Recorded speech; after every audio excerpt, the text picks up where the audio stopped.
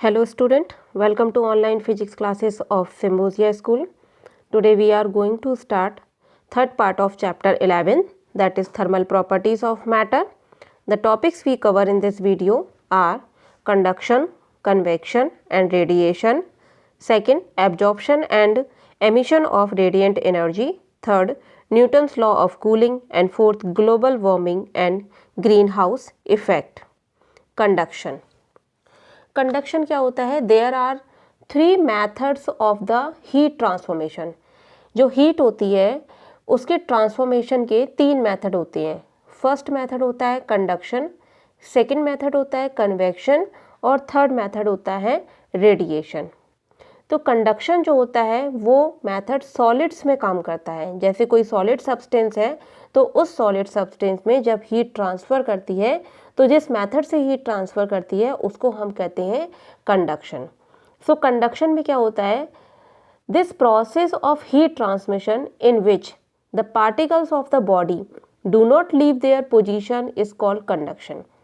इस मेथड में बॉडी के पार्टिकल एनर्जी ट्रांसफ़र करते हैं, हीट ट्रांसफ़र करते हैं, बट वो अपनी पोजीशन को चेंज नहीं करते हैं, वो अपनी पोजीशन को लीव नहीं करते हैं. जैसे कि आपके पास एक मेटालिक रॉड है और उस मेटालिक रॉड को जब आप गर्म करते हैं, एक एंड पर आप बर्नर लगाकर गर्म करते हैं तो उस मेटालिक रॉड के एक एंड से हीट ट्रांसफ़र होना स्टार्ट हो जाती है और दूसरे एंड तक फ्लो होती है. तो जब आपको दूसरा एंड भी गर्म लगने लगता है, इसका मतलब जो है ए से बी तक, यानी कि फर्स्ट एंड से सेकंड एंड तक हीट क्या हो चुकी है? ट्रांसफ़र हो चुकी है.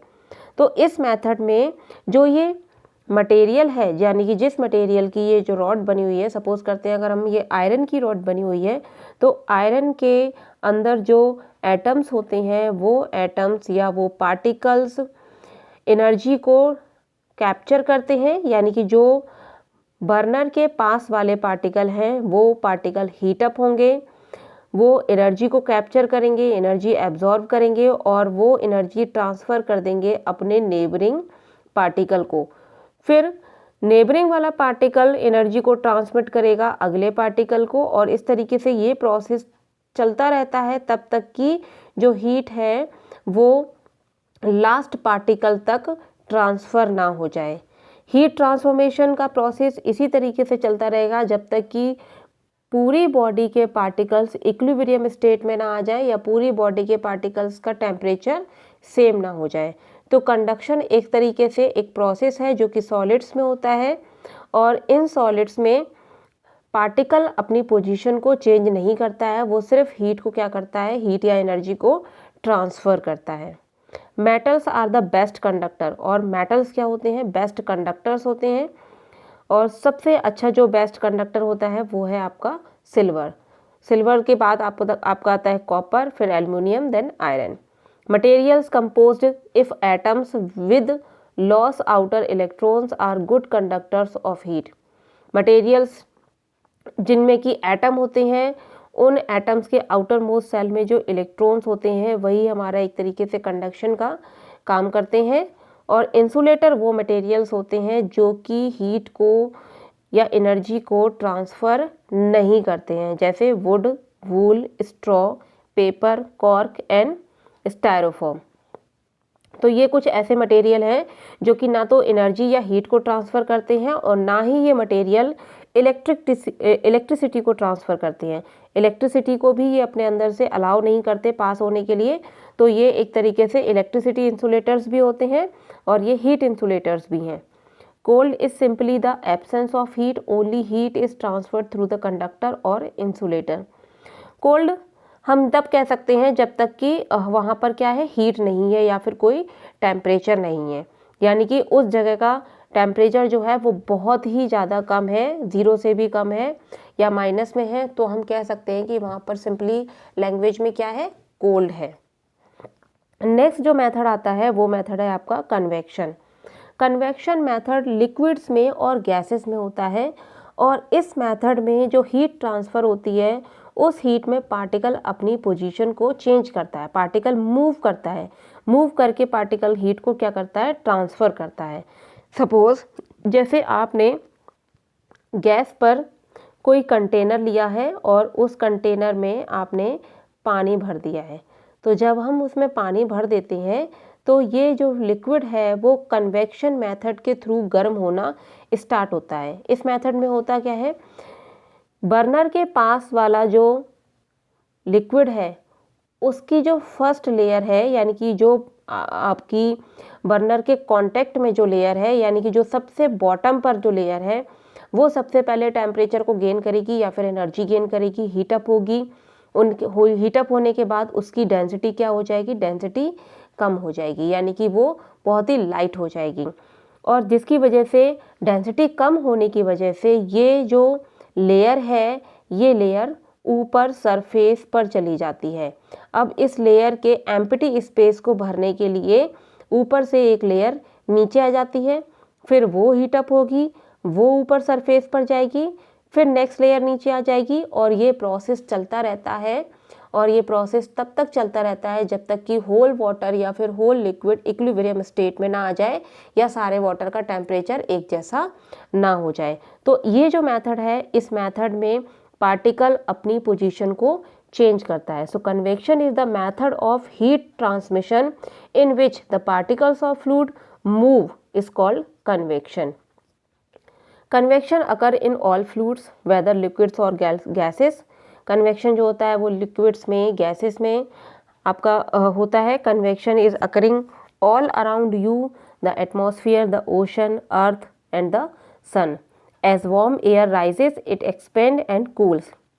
हमारे चारों तरफ कन्वेक्शन के प्रोसेस देखने को मिलते हैं, जैसे कि सन से हीटअप होकर एटमॉस्फेयर की डिफरेंट जो लेयर्स होती हैं, डिफरेंट जो एयर लेयर्स होती हैं, वो एयर लेयर्स हीटअप होती हैं। हीटअप होने के बाद उनकी डेंसिटी क्या हो जाती है, कम हो जाती है, फिर वो ऊपर पहुंच जाती हैं और उस एम्प्टी स्पेस को, यानी कि नीचे के एम्प्टी स्पेस को फिल करने के लिए हायर डेंसिटी वाली लेयर आ जाती है। देन वो अर्थ से टेम्परेचर गेन करके फिर से हीटअप होगी, फिर ऊपर चली जाएगी और इस तरीके से ये प्रोसेस जो है वो चलता रहता है।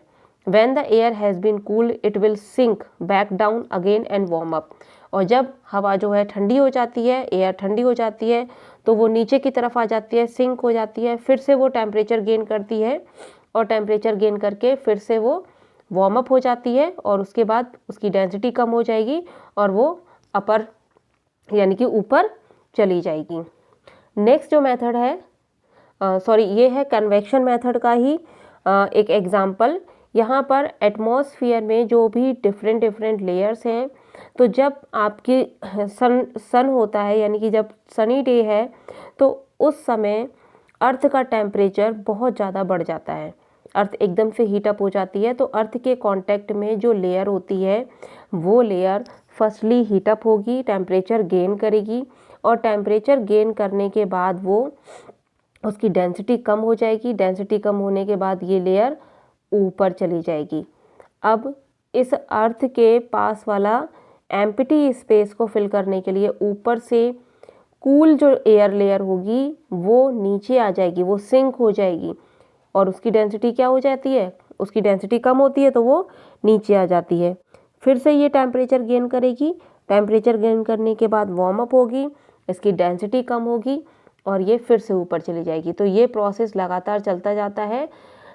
लो डेंसिटी वाली एयर हैवी टेम्परेचर या हाई टेम्परेचर गेन करके ऊपर चली जाती है, ऊपर एटमॉस्फेयर में चली जाती है और उसकी जगह पर ठंडी लेयर या लो डेंसिटी वाली लेयर हाई डेंसिटी वाली लेयर उस स्पेस को कवर कर लेती है और ये प्रोसेस हमारा चलता रहता है। तो इस प्रोसेस में पार्टिकल क्या होते हैं, पार्टिकल अपनी वैल्यूज़ को अपनी पोजीशन को चेंज कर रहे हैं, इसीलिए इस मेथड को हम कहते हैं कन्वेक्शन मेथड। नेक्स्ट है radiation. Radiation method electromagnetic waves के थ्रू होता है, यानी कि यहाँ पर जो एनर्जी ट्रांसमिट होती है वो इलेक्ट्रोमैग्नेटिक वेव्स के थ्रू ट्रांसमिट होती है। इलेक्ट्रोमैग्नेटिक वेव्स को किसी भी मटेरियल मीडियम की नीड नहीं होती है प्रोपोगेशन के लिए, वो ट्रैवल कर सकती हैं किसी भी मटेरियल मीडियम में और वैक्यूम में भी ट्रैवल कर सकती हैं और मटेरियल मीडियम में भी ट्रैवल कर सकती हैं। जैसे सन से आने वाली लाइट रेस क्या है, इलेक्ट्रोमैग्नेटिक वेव्स हैं और ये इलेक्ट्रोमैग्नेटिक वेव्स फर्स्टली वैक्यूम में ट्रेवल करती है, उसके बाद अर्थ के एटमॉस्फेयर में एंटर करती है। तो ये electromagnetic waves vacuum as well as material medium दोनों में ही क्या करती है, प्रोपोगेट कर सकती है या फिर ट्रेवल कर सकती है। सो गैसेस में जो एनर्जी ट्रांसमिशन का मेथड जो है वो किसके थ्रू होता है, रेडिएशन के थ्रू होता है, और रेडिएशन इलेक्ट्रोमैग्नेटिक वेव्स के थ्रू होता है।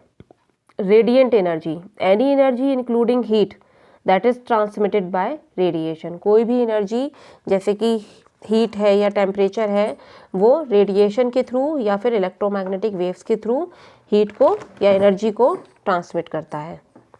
All objects continually emit radiant energy in a mixture of wavelength. The lower the temperature, the longer the wavelength. किसी भी वेव का टेम्परेचर जितना कम होगा उसकी वेवलेंथ उतनी ही ज़्यादा होगी। So there are three mechanism of heat transmission. यहाँ पर एक बर्नर के थ्रू हम वाटर को गर्म कर रहे हैं। अब इसमें बर्नर के थ्रू जो एनर्जी निकल रही है वो रेडिएशन है। इलेक्ट्रोमैग्नेटिक वेव्स के थ्रू ये एनर्जी रेडिएट हो रही है रेडिएशन के थ्रू, तो इसको हम इस प्रोसेस को क्या बोलेंगे, रेडिएशन। अब यहाँ पर जो लिक्विड गर्म हो रहा है उसका जो मेथड है वो क्या है, कन्वेक्शन मेथड है, क्योंकि वही इसमें एक लेयर गर्म होगी वो ऊपर जाएगी, फिर ठंडी लेयर उसकी जगह पर आ जाएगी, फिर वो गर्म होगी वो ऊपर जाएगी, और ये प्रोसेस चलता रहेगा। अब इस बर्तन का जो हैंडल गर्म हो रहा है यानी कि वो एक सॉलिड पार्ट है, तो वहाँ पर जो मेथड अप्लाई हो रहा है वो है कंडक्शन। तो यहाँ पर रेडिएशन, कन्वेक्शन और कंडक्शन तीनों एक साथ दिखाए गए हैं। Absorption of radiant energy, absorption and reflection are opposite process. Absorption और रिफ्लेक्शन क्या होते हैं, ऑपोजिट प्रोसेस होते हैं। कोई भी बॉडी जो है वो अगर हीट को कैप्चर करती है, हीट को गेन करती है, तो इस मेथड को हम कहते हैं एब्जॉर्प्शन, और अगर वह हीट को रिफ्लेक्ट करती है, हीट को वापस एटमॉस्फेयर में जाने देती है, तो उसको हम कहते हैं रिफ्लेक्शन। और ये दोनों ही मेथड एक दूसरे के क्या है, ऑपोजिट है। जैसे कि हमने किसी बर्तन को गर्म किया तो उस मेटलिक बर्तन ने या मेटलिक वेसल ने हीट को एब्जॉर्ब कर लिया, वो गर्म हो गया। उसके बाद जब हमने उसको ऐसे ही सराउंडिंग्स में छोड़ दिया तो वो अपनी एनर्जी को क्या करेगा, रिफ्लेक्ट करेगा। कुछ टाइम बाद वो क्या हो जाएगा, नॉर्मल टेम्परेचर पर आ जाएगा। So a good absorber of radiant energy will reflect only a little amount of radiant energy. A perfect absorber will reflect no radiant energy and appear black. जो भी परफेक्टली एब्जॉर्बर बॉडीज़ होती हैं वो कोई भी एनर्जी को radiate नहीं करती हैं, बट ये प्रैक्टिकली पॉसिबल नहीं है।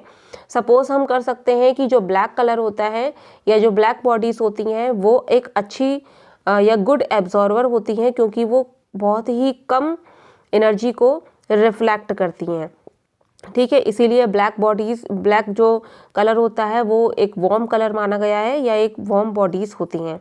Good reflectors are poor absorber of radiant energy, और जो गुड रिफ्लेक्टर्स होते हैं वो पुअर एब्जॉर्बर होते हैं। जैसे कि वाइट और लाइट कलर क्या होते हैं, गुड रिफ्लेक्टर्स होते हैं और पुअर एब्जॉर्बर होते हैं। इसलिए जब समर्स होते हैं तो समर्स में लाइट कलर्स के कपड़े पहनने चाहिए, क्योंकि वो एक गुड रिफ्लेक्टर होते हैं, वो हीट को अपने अंदर कैप्चर करके नहीं रखते हैं।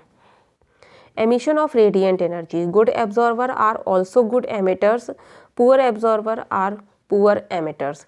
If a good absorber was not also a good emitter, then black object would remain warmer and lighter colored object and never come to thermal equilibrium with them. Basically वैसे कोई तो परफेक्टली एब्जॉर्बर या perfectly emitter नहीं हो सकता, but हम ये suppose करके चलते हैं कि जो ब्लैक ऑब्जेक्ट्स होते हैं वो एनर्जी को या हीट को अपने अंदर कैप्चर करके रखते हैं as compare to the light colour object. तो ब्लैक जो ऑब्जेक्ट हैं वो गुड एब्जॉर्बर होते हैं, वो बहुत कम लाइट को रिफ्लेक्ट करते हैं, और जो लाइट कलर होते हैं वो गुड रिफ्लेक्टर होते हैं, वो बहुत कम एनर्जी को या हीट को एब्जॉर्ब करके रखते हैं। Each object is emitting as much energy as it is absorbing. Each object is emitting, जितनी हर एक ऑब्जेक्ट एनर्जी को एमिट करता है एज इट इज़ एब्जॉर्बिंग, जितनी एनर्जी वो एब्जॉर्ब करता है उतनी ही एनर्जी को वो क्या करता है, एमिट करता है। Absorption and emission of radiant energy. So यहाँ पर सपोज करो कि सन से जो एनर्जी आ रही है वो 100% आ रही है। अब सन से आने वाली एनर्जी का बहुत बड़ा पार्ट जो है वो सी और लैंड से एब्जॉर्ब हो जाता है, कुछ पार्ट उसका क्लाउड से और एटमॉस्फेयर से एब्जॉर्ब होता है, और इसमें से कुछ पार्ट जो है वो रिफ्लेक्ट भी होगा। तो जितना लाइट यहाँ से एब्जॉर्ब हो रही है उसका बहुत कम पार्ट यहाँ पर क्या होता है, रिफ्लेक्ट होता है। यानी कि अगर सन से 100% एनर्जी आ रही है तो वो 100% एनर्जी रिफ्लेक्ट नहीं होती है, उसका एक बहुत बड़ा पार्ट जो होता है वो एब्जॉर्ब हो जाता है लैंड और सी के थ्रू और क्लाउड्स के थ्रू और एटमॉस्फेयर के through. Newton's law of cooling. According to Newton's law, जो भी एनर्जी डिक्रीज़ होती है या rate of decrease of energy है वो डायरेक्टली प्रोपोर्शनल होता है टेम्परेचर डिफरेंस के। टेम्परेचर डिफरेंस दो चीज़ों के बीच में, ऑब्जेक्ट और उसकी सराउंडिंग्स के बीच में। जैसे कि जनरली हम लोग ये देखते हैं कि सर्दियों में जब हम कुक्ड फूड को बाहर रखते हैं, मीन्स अगर आपने रिसेंटली कोई फूड कुक किया है और उसको आप बाहर रखते हैं, या सपोज़ करिए कि आपने 100 डिग्री सेल्सियस तक वाटर को गर्म किया है और उसको हम सर्दी में बाहर रख दें, तो वो बहुत जल्दी ठंडा हो जाता है as compare to summers. Winters में वो बहुत जल्दी कूल डाउन हो जाता है और समर्स में वो इतनी जल्दी कूल डाउन नहीं होता है। ऐसा इसलिए होता है क्योंकि rate of decrease of energy Newton law के अकॉर्डिंग क्या है, directly proportional to the temperature difference है between the object and its surroundings. तो विंटर्स में क्या होता है कि जो ऑब्जेक्ट है उसका टेम्परेचर कितना है, 100 डिग्री सेल्सियस, बट सराउंडिंग्स का टेम्परेचर क्या है, बहुत कम है। अगर सपोज करें कि सराउंडिंग्स का टेम्परेचर 16 डिग्री है तो यहाँ पर 100 - 16 एक बहुत बड़ा डिफरेंस हो गया। तो यहाँ पर जो rate of decrease of energy है, यानी कि ऑब्जेक्ट से जो हीट का डिक्रीज हो रहा है वो जो है वो डायरेक्टली प्रोपोर्शनल होगा इस डिफरेंस के, और ये डिफरेंस जितना ज़्यादा होगा एनर्जी उतनी ही जल्दी डिक्रीज हो जाएगी। बट समर्स में क्या होता है, समर्स में अगर आपने 100 डिग्री सेल्सियस तक वाटर को वार्म अप किया है और बाहर का टेम्परेचर यानी कि सराउंडिंग्स का टेम्परेचर 40 डिग्री है, तो ये विंटर्स के कंपैरिजन में ये डिफरेंस कम है। अब यहाँ पर जो rate of decrease of energy है यानी कि dQ/dt है, इसकी वैल्यू क्या हो गई, कम हो गई। तो यहाँ पर ये एनर्जी जो है वो विंटर्स के कंपैरिजन में बहुत कम हो जाती है, यानी कि विंटर्स में जो रेट है डिक्रीज का वो बढ़ जाता है और समर्स में ये रेट कम हो जाता है। इसलिए समर्स में खाना या फिर कोई और खाना या फिर कोई और सब्सटेंस यानी कि गर्म पानी वो उतनी जल्दी ठंडा नहीं होता है, जबकि सर्दियों में खाना या पानी बहुत जल्दी ठंडा हो जाता है। So the rate of cooling of an object, whether by conduction, convection or radiation, is approximately proportional to the temperature difference delta T between the object and its surrounding. So rate of cooling is directly proportional to the delta T. So this is the law of cooling.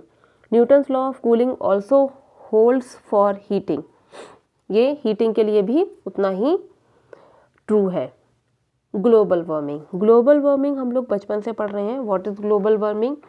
Global warming यानी कि जो हमारी gases हैं, कुछ ऐसी gases हैं जैसे carbon monoxide, carbon dioxide, ये जो कुछ गैसेस हैं जो कि पॉल्यूशन से क्रिएट होती हैं, यही ग्लोबल वार्मिंग का कारण है। ग्लोबल वार्मिंग यानी कि पूरा जो वर्ल्ड है वो उसका टेम्परेचर जो है वो बढ़ता चला जा रहा है, और ये टेम्परेचर जो बढ़ रहा है उसका वो एक बहुत बड़ा जो इफेक्ट है वो क्या होता है, ग्रीन हाउस इफेक्ट। अब ग्रीन हाउस इफेक्ट क्या होता है? The warming effect whose cause is that short wavelength radiant energy from the sun can enter the atmosphere and be absorbed by the earth more easily than longer wavelength energy from the earth can leave. So global warming में क्या होता है कि सन से आने वाली energy या सन से आने वाला रेडिएशन, वो रेडिएशन अर्थ के थ्रू और अर्थ के एटमॉस्फेयर के थ्रू एब्जॉर्ब कर लिया जाता है। और इस एब्जॉर्प्शन में जो लो वेवलेंथ वाली रेडिएशन होते हैं वो यानी कि लेस वेवलेंथ वाले जो रेडिएशन होते हैं वो इजीली पास बैक हो जाते हैं, बट लॉन्गर वेवलेंथ वाले रेडिएशन इजीली पास बैक नहीं हो पाते, यानी कि वो अर्थ के एटमॉस्फेयर के थ्रू क्या हो जाते हैं, कैप्चर हो जाते हैं या अर्थ के एटमॉस्फेयर में ट्रैप हो जाते हैं। इसका मतलब है कि जो लेस वेवलेंथ है, यानी कि ऐसे रेडिएशन जिनकी की वेवलेंथ कम है वो अर्थ के एटमॉस्फेयर से बाहर निकल जाते हैं, बट ऐसे रेडिएशन जिनकी की वेवलेंथ बहुत ज़्यादा है वो अर्थ के एटमॉस्फेयर से बाहर नहीं निकल पाते हैं। They can not pass back throughout the glass और earth atmosphere and is therefore trapped within the enclosure space और एटमॉस्फेयर। वो उसके अंदर कैप्चर हो जाते हैं और यही जो लॉन्गर वेवलेंथ रेडिएशन है यही ग्लोबल वार्मिंग का या ग्रीन हाउस इफेक्ट का कारण है। ये वापस नहीं हो जाता, ये उसमें एटमॉस्फेयर में ट्रैप हो जाता है, जिससे कि ये उसका टेम्परेचर जो है वो बहुत ज़्यादा इंक्रीज कर देता है। सो यही हमारा क्या होता है, green house effect. Earth absorb the energy from the sun through the atmosphere. As the atmosphere gets thicker from carbon dioxide it will not allow much energy to escape into space।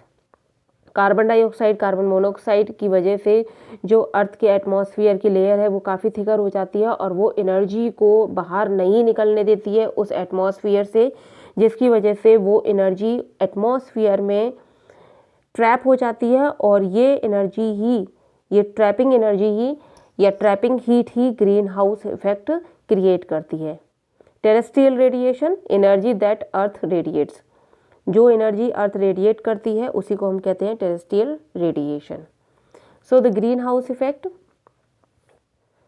Firstly sun से light rays आ रही हैं और ये light rays about half the solar radiation is absorb by the earth surface and warm it, यानी कि 50% जो है वो अर्थ क्या कर लेती है, एब्जॉर्ब कर लेती है और इसमें से कुछ जो है वो रिफ्लेक्ट करती है। 50% का कुछ पार्ट ही रिफ्लेक्ट करती है। Some solar radiation is reflected by the earth and the atmosphere as well as earth के थ्रू भी ये रिफ्लेक्ट होता है और एटमॉस्फेयर के थ्रू भी रिफ्लेक्ट होता है। अब इसमें जो रिफ्लेक्शंस में जो रेडिएशन है वो दो टाइप के होते हैं, शॉर्टर वेवलेंथ के एंड लॉन्गर वेवलेंथ के। तो शॉर्टर वेवलेंथ के रेडिएशन एटमॉस्फेयर से बाहर निकल जाते हैं, बट लॉन्गर वेवलेंथ के रेडिएशन एटमॉस्फेयर में बाहर नहीं निकल पाते हैं, जिसकी वजह से ये एटमॉस्फेयर में ही रह जाते हैं और एटमॉस्फेयर में ही ट्रैप होकर रह जाते हैं और यही होता है green house effect. So some of the infrared radiation passes through the atmosphere but most is absorbed and re-emitted in all direction by greenhouse gas molecules and clouds. So the effect is to warm the earth surface and the lower atmosphere. So ये जो उसमें trap होकर रह जाता है longer wavelength radiation, वो अर्थ का temperature और उसके नज़दीक के एटमॉस्फेयर का टेम्परेचर बहुत बढ़ा देता है और इसी को हम कहते हैं ग्रीन हाउस इफेक्ट। सो यहाँ पर ये आपका हीट ट्रांसमिशन कंप्लीट हो गया है। नेक्स्ट हम नेक्स्ट वीडियो में पढ़ेंगे। Thank you.